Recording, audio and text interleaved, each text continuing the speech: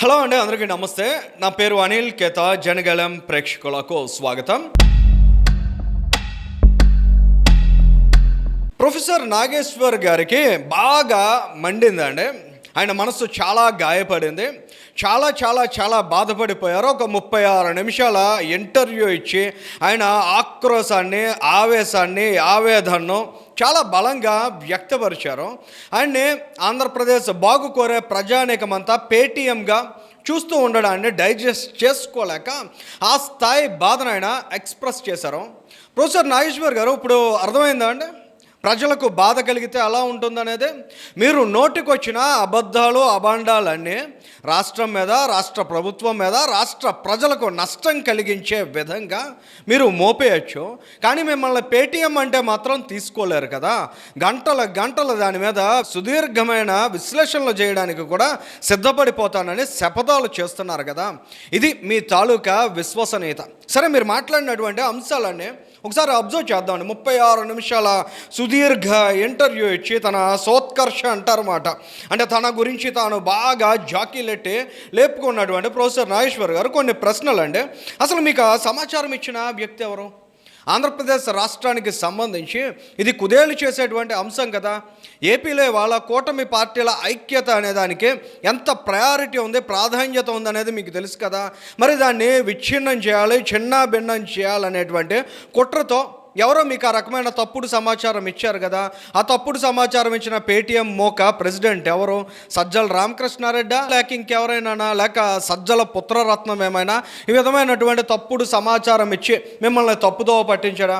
ఆ విషయాన్ని ఎక్కడైనా మీరు చెప్పే ప్రయత్నం చేశారా? అట్లీస్ట్ దాన్ని ఉటంకించడానికైనా మీరు ఆలోచన చేశారా?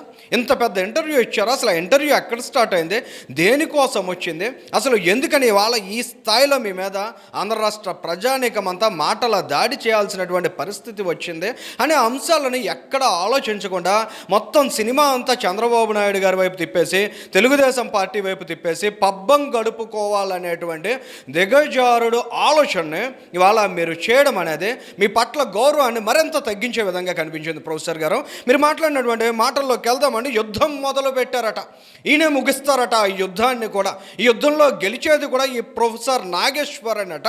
మరి ప్రొఫెసర్ నాగేశ్వర్ గారు, నిజంగా మీకు అంత చిత్తశుద్ధి, మీకు అంత అంకితభావం, అంత సామాజిక హితం, సమాజం బాగుపడాలనేటువంటి అత్యుత్సాహం మీలో ఉన్నట్లయితే మీరు ఆ విధంగా మాట్లాడకూడదు కదా. నేను ఆంధ్ర రాష్ట్రాన్ని గెలిపిస్తా, ఆంధ్ర రాష్ట్ర సమస్యల మీద నేను పనిచేస్తా, ఆంధ్రప్రదేశ్ రాష్ట్రంలో ప్రజలకి ఎక్కడ ఏ నష్టం జరిగినా కూడా ప్రొఫెసర్ నాగేశ్వర్ గొంతు వినిపిస్తాడు, ఇవి కదా మీరు మాట్లాడాల్సింది. కానీ మీరు ఏం మాట్లాడుతున్నారు? యుద్ధం చేస్తారా తెలుగుదేశం పార్టీ మీద, ఆంధ్రప్రదేశ్ రాష్ట్ర ప్రభుత్వం మీద? ఈ రాష్ట్ర ప్రభుత్వాన్ని కుదేళ్లు చేసేటువంటి సత్తా మీకుంది అనేటువంటి అతి ఆలోచన నిజంగా మీరు కాస్త కట్టడి చేసుకోవాల్సిన అవసరం ఉంది. మీకు నెలకి 15 వీడియోలు కాకపోతే 50 వీడియోలు, 100 వీడియోలు, 1,00,000 వ్యూస్ రావచ్చు. కానీ ఆ 1,00,000 మంది ఓట్లతోటే ఆంధ్ర రాష్ట్ర ప్రభుత్వం ఏర్పడదనేటువంటి సోయ మీకు కలగాల్సినటువంటి అవసరం ఉంది. వ్యూస్ని చూసుకుని ఈ విధంగా మాట్లాడుతున్నారనేది చాలా స్పష్టంగా కూడా అర్థమైంది. వాళ్ళ మిమ్మల్ని చూసేవారందరూ, మీ మాటల్ని వినేవాళ్ళందరూ కూడా మీ పట్ల గౌరవంతో, మీ పట్ల కాన్సర్న్తో ఉన్నారనేది కాదు, మీ తాలూకా ఆలోచన విధానాన్ని ప్రజలు అర్థం చేసుకుంటున్నారనేటువంటి కోణాన్ని కూడా మీరు కాస్త గమనించుకోవాల్సినటువంటి అవసరం ఉంది. జగన్మోహన్ రెడ్డి నిజంగా కొనేటువంటి పరిస్థితే ఉంటే అసలు చంద్రబాబు నాయుడు కొనరా? చంద్రబాబు నాయుడే ముందుంటారు కదా. ఈ రకమైనటువంటి ఆలోచన అంటే ఎంతకాలం కూడా చంద్రబాబు నాయుడు గారిని బూచిగా చూపించి బతుకు ఏడ్చడం తప్ప నిజంగా తాను మాట్లాడినటువంటి మాటలు ఏంటి, ఆ మాటలు ఎందుకు నిజం అనుకున్నానో, ఆ మాటలు ఎందుకు అబద్ధం అనుకుని క్షమాపణ చెప్పాల్సినటువంటి పరిస్థితి వచ్చింది. ఇలాంటి విషయాల మీద మాట్లాడకుండా జగన్మోహన్ రెడ్డే కొనేసి ఉంటే నిజంగా అంతకంటే ఎక్కువ చంద్రబాబు నాయుడు గారు ఇచ్చి కొనేస్తారు కదా అని ప్రొఫెసర్ నాగేశ్వర్ గారు ఒక కొత్త నెరేటివ్ కూడా బిల్డ్ చేశారు. నాగేశ్వర్ గారు, నిజంగా ఆంధ్రప్రదేశ్ రాష్ట్రంలో నిజంగా ఎవరైనా అమ్ముడు పోవాలి అనే ఆలోచన కానీ ఉన్నట్లయితే జగన్మోహన్ రెడ్డికి అమ్ముడు పోతే లైఫ్ టైం సెటిల్మెంట్ అయిపోతుంది. ఈ విషయం జగన్మోహన్ రెడ్డికి కొమ్ము కాసిన ఏ ఒక్కరిని గమనించినా చాలా స్పష్టంగా అర్థమవుతుంది. జగన్మోహన్ రెడ్డికి నిజంగా అమ్ముడు పోతే ఎవరికన్నా రూపాయి మిగిలిద్ది. కానీ చంద్రబాబు నాయుడు గారి దగ్గర అమ్ముడు పోవడానికి, చంద్రబాబు నాయుడు గారి దగ్గర దండుకోవడానికి ఏముండదనే విషయం ముఖ్యంగా మీడియాలో ఉన్న చాలామందికి తెలుసండి. కానీ మీరు ఇవాళ ప్రజల్ని ఏదో ఒక విధంగా తప్పుదో పట్టించాలనేటువంటి ప్రయత్నాన్ని కూడా చేశారు. సో మీరు గడిచిన 22-23 నెలలుగా ఏదైతే ఆలోచనలతో ముందుకెళ్తున్నారో రానున్న రోజుల్లో కూడా అదే విధంగా ఆంధ్రప్రదేశ్ మీద మీ తాలూకా అక్కసంతా కక్కుతారనేది మాత్రం చాలా స్పష్టంగా అర్థమైందండి. ఇక పవన్ కళ్యాణ్ వీళ్ళ ఇంట్లో పెళ్లికి వచ్చారట, చంద్రబాబు నాయుడు గారు తెలుగుదేశం పార్టీ వాళ్ళకి క్లాసులు చెప్పించుకున్నారట, జేపీ నడ్డా గారు కూడా ఈ ప్రొఫెసర్ నాగేశ్వర్ గారి ఇంటికి వచ్చారట. ఈయన పొద్దున్న లేస్తే బీజేపీ మీద విషం చిమ్ముతారు. తెలుగుదేశం పార్టీ చంద్రబాబు నాయుడు అంటే ఈయనకి ఏ మాత్రం పడదు, కానీ ఈయన ఈ విధమైనటువంటి గౌరవ మర్యాదలు పొందడానికి మాత్రం ముందుంటారు. ఈయన వీడియోలు చూసిన వాళ్ళు మాత్రం ఎల్లకాలం ఈయన ఏదైతే నెరేటివ్స్ చెప్పారో వాటిని పట్టుకుని ఊగిపోవాలన్నమాట. బీజేపీ ఈ దేశానికి ప్రమాదం, ఆంధ్రప్రదేశ్ రాష్ట్రానికి తెలుగుదేశం ప్రమాదం అనే వాళ్ళంతా ఊగిపోవాలి. ఈ ప్రొఫెసర్ నాగేశ్వర మాత్రం వీళ్ళందరితోటి మంచి ఫ్రెండ్షిప్స్ మెయింటైన్ చేస్తారండి. ఈయన పెళ్ళిళ్ళకి ఇన్వైట్ చేస్తారు, ఈయన చక్కగా ఆర్భాటాలు మెహర్బానీలు చేసుకుంటారు. కానీ ఈయన వీడియోలు చూసిన వాళ్ళు మాత్రం ఆ విధంగా వారందరికీ వ్యతిరేకులుగా మారాలనేటువంటి మైండ్ సెట్ తోటి ప్రొఫెసర్ నాగేశ్వర్ ఉన్నారనేది కూడా ఈయన వీడియో చూసిన తర్వాత అర్థమైంది. ఇక అమెరికా నుంచి అనకాపల్లి వరకు తనకు ఉన్నటువంటి గౌరవ మర్యాదల లిస్ట్ అంతా చెప్పి సెల్ఫ్ మార్కెటింగ్ చేసుకున్నారు ప్రొఫెసర్ నాగేశ్వర్ గారు. మీకు ఉన్నటువంటి వాగ్దాటికి ఆ మాత్రం మాటలు మీరు చెప్పగలరు. మీ దగ్గర నుంచి మాటలు ఏ ఒక్కరు కూడా తక్కువ ఎక్స్పెక్ట్ చేయరు. మీకు ఉన్నటువంటి నాలెడ్జ్ని ఏ ఒక్క రోజు కూడా తక్కువ చేయరు. అన్నీ ఉన్నాయి కానీ ఏదో చెప్తారు కదా, అన్నీ ఉండే ఏదో కరువు అయింది అన్నట్లు ఆ విధంగా మీరు ఇవాళ జగన్మోహన్ రెడ్డికి కొమ్ము కాయాలనేటువంటి ఆలోచనకు వచ్చారు. అందుకనే ఆంధ్రప్రదేశ్ రాష్ట్ర ప్రజానీకమంతా ఈ స్థాయిలో మీ మీద మాటలు దాడి చేస్తున్నారు అనేది కూడా మీరు అర్థం చేసుకోవాల్సినటువంటి అవసరం ఉంది. ఇక చంద్రబాబు నాయుడు గారికి తెలంగాణ అంటే చాలా చిన్న చూపు అటండి. కానీ ప్రొఫెసర్ నాగేశ్వర్ గారు మాత్రం 2009లో చంద్రబాబు నాయుడు గారు ఫోన్ చేసి మీకు మద్దతు ఇస్తానంటే మాత్రం మద్దతు తీసేసుకున్నారు.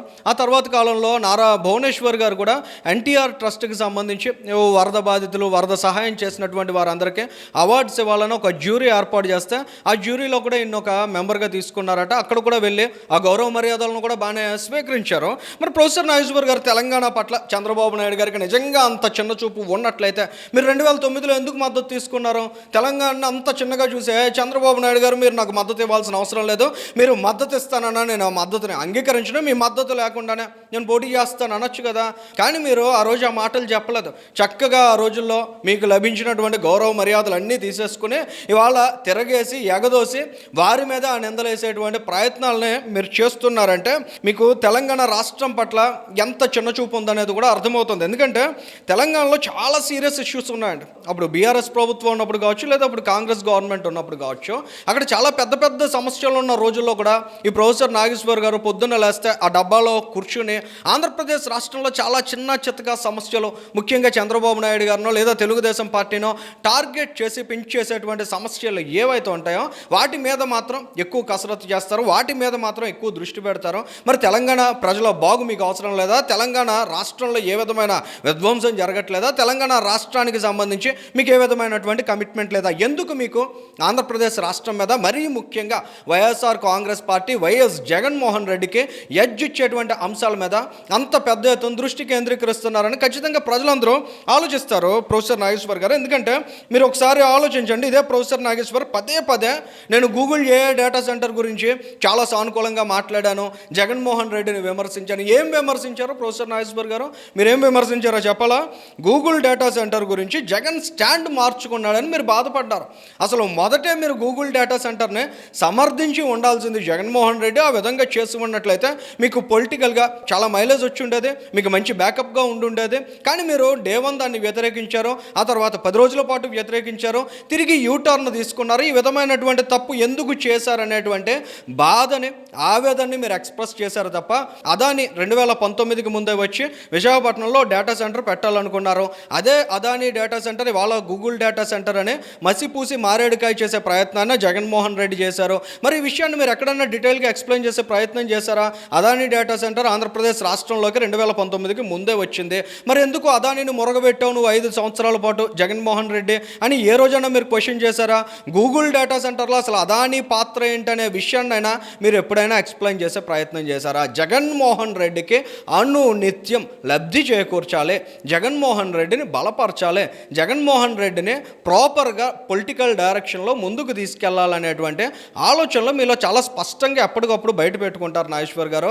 ఇవాళ అటు తిప్పి ఇటు తిప్పి మీకు ప్రపంచవ్యాప్తంగా ఏవో గౌరవ మర్యాదలు దక్కాయి కాబట్టి, లభించాయి కాబట్టి వాటిని చూసి ఆంధ్రప్రదేశ్ రాష్ట్ర ప్రజానీకం మోసపోవాలి, తమ తలకాయలను తీసుకొచ్చి మీ దగ్గర బలి పెట్టాలి అని మాత్రం కోరుకోకుండా అది చాలా అతిగా భావించాల్సినటువంటి పరిస్థితి ఉంటుంది. అంతేకాదు మావిగన్కి సంబంధించి జగన్ ప్రకటన చేసిన తర్వాత ఇది ఒక పిచ్చి నిర్ణయంగా ఆంధ్రప్రదేశ్ రాష్ట్ర ప్రజానీకం అంతా భావించారు. దానికి సంబంధించి కూడా ఈ ప్రొఫెసర్ నాగేశ్వర్ విశ్లేషణలో ఒక్కసారి మనం గమనించినట్లయితే జగన్మోహన్ రెడ్డి ఎందుకు యూటర్న్ తీసేసుకున్నారో, యూటర్న్ తీసుకోకుండా దాని మీద నిలబడి ఉండాల్సిందే, లేదంటే ఇప్పుడు ఎటు అమరావతి కంప్లీట్ అయిపోతుంది కాబట్టి అమరావతి అనేది ఫాస్ట్ ట్రాక్లో నిలబడింది కాబట్టి అమరావతికి మద్దతు ఇచ్చినా కూడా బాగుండేది. మావిగన్ అనేటువంటి ఒక విచిత్రమైన పేరు పెట్టడం వలన జగన్మోహన్ రెడ్డికి ఏమాత్రం మద్దతు దొరకడం లేదు, ప్రజలందరూ కూడా అసహ్యించుకుంటున్నారు అనేటువంటి అంశాన్ని గమనించి దానికి అనుగుణంగా ఈ ప్రొఫెసర్ నాగేశ్వర్ మాట్లాడినటువంటి మాటలు ఇవి. జగన్ రెడ్డి యూటర్న్ తీసుకోవడం అనవసరం, 3 రాజధానులకు కట్టుబడి ఉండాల్సిందే, లేదంటే అమరావతికి మద్దతు అయినా ఇవ్వాల్సిందే అనేటువంటి అభిప్రాయాన్ని ఎక్స్ప్రెస్ చేశారు తప్ప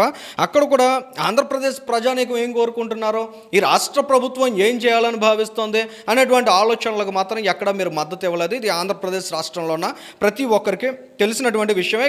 ఆర్సెల్ఆర్ మెటల్కి సంబంధించి కూడా మీరు మాట్లాడిన మాటలు ఒకసారి రీకలెక్ట్ చేసుకుంటే విశాఖపట్నం స్టీల్ ప్లాంట్ని మింగేయడానికి, ముంచేయడానికి ఆర్సెల్ఆర్ మెటల్ స్టీల్ ప్లాంట్ని తీసుకొచ్చారని జగన్మోహన్ రెడ్డి చెప్పి ఉంటే చాలా బాగుండేది. ఆయనకు రాజకీయంగా కూడా చాలా మంచి లబ్ధి చేకూరి ఉండేది. నేను కూడా అదే విధంగా ఆంధ్రప్రదేశ్ రాష్ట్ర ప్రజానీకాన్ని తప్పుదోవ పట్టించడానికి ప్రయత్నం చేశాను. తద్వారా నాకు 1,00,000 మందికి పైగా వ్యూవర్షిప్ కూడా వచ్చింది.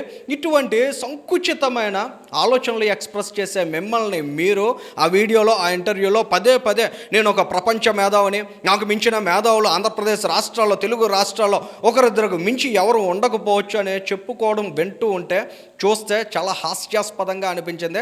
ఆర్సెల్ఆర్ మెటల్లో ప్రొడ్యూస్ చేసేటువంటి స్టీల్ ప్రోడక్ట్ ఏంటి, ఇక్కడ విశాఖపట్నం స్టీల్ ప్లాంట్లో ప్రొడ్యూస్ అయ్యేటువంటి మెటల్ ఏంటి, వీటి రెండింటికి మధ్య ఉండేటువంటి వ్యత్యాసం ఏంటనే కనీస అంశాలను కూడా మీరు ఆలోచించకుండా ఎంత దారుణంగా దుష్ప్రచారం చేశారంటే, ప్రొఫెసర్ నాగేశ్వర్ గారు మీ ఆలోచనలు చాలా స్పష్టంగా అర్థమవుతున్నాయంటే మీరు ఎప్పుడు ఎల్లప్పుడూ జగన్మోహన్ రెడ్డి చేసే తప్పుల్ని ఎండగట్టరు, జగన్మోహన్ రెడ్డికి మార్గనిర్దేశం మాత్రమే చేస్తూ ఉంటారు.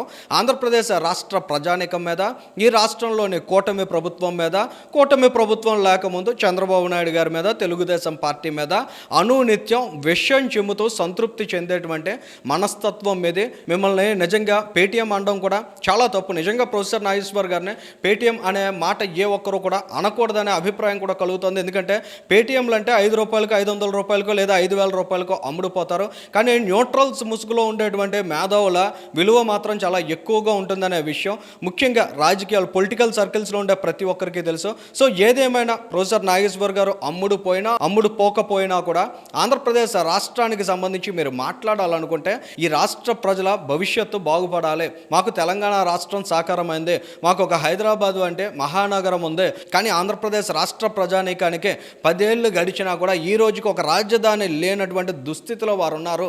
ఈ రాష్ట్రానికి మంచి జరగాలి, ఈ రాష్ట్ర ప్రజానీకానికి మేలు జరగాలని కోరుకోండి. కానీ జగన్మోహన్ రెడ్డి లాంటి ఒక అవినీతి పరుణ్ణి, అక్రమస్తుల కేసులో నిండా మునిగినటువంటి వ్యక్తిని ఈ ఆంధ్రప్రదేశ్ రాష్ట్రం మీద మరోసారి బలంగా రుద్దాలనే ప్రయత్నం చేసినట్లయితే రానున్న రోజుల్లో ఈ పేటీఎం నాగేశ్వర్ అనేటువంటి నినాదం ఆంధ్ర రాష్ట్ర ప్రజానీకం నుంచి ఖచ్చితంగా కొనసాగుతుందనే విషయాన్ని మాత్రం మీరు గుర్తుంచుకోవాల్సిన అవసరం ఉంది. Thank you.